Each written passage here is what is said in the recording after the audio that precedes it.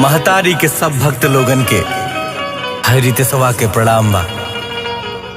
ए भैया, इस संसार रूपी मझधार में अपना जीवन रूपी नैया के पतवार जे मैया के हाथ में दे देवेला ओकर नैया कब्बो ना डूबेला। तो प्रेम से बोली शेरा वाली मैया की। नमस्कार दोस्तों, मैं आपका दोस्त विश्वम्बर पांडे और आप देख रहे हैं यश न्यूज भोजपुरी। हमारे भोजपुरी के रॉक स्टार रितेश पांडे जी का आज एक देवी सॉन्ग का पोस्टर रिलीज किया गया है। सॉन्ग का टाइटल है विश्वास कर ए मैया।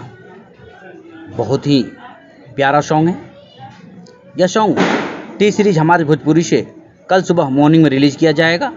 इस सॉन्ग का राइटर आर पंकज जी, म्यूजिक से सजाया है अंजनी सिंह जी और डायरेक्टर रवि पंडित जी हैं। इस सॉन्ग में हमारे रितेश पांडे जी का मधुर आवाज़ है, तो आप देखना ना भूलें। कल सुबह टी सीरीज हमारे भोजपुरी पर जाएं, इस गाने को ढेर सारा दुलार प्यार दें। साथ ही अगर आप हमारे चैनल पर नए हैं तो हमारे चैनल को सब्सक्राइब कीजिए, ढेर सारा दुलार प्यार हमें भी दीजिए। नमस्कार, प्रणाम।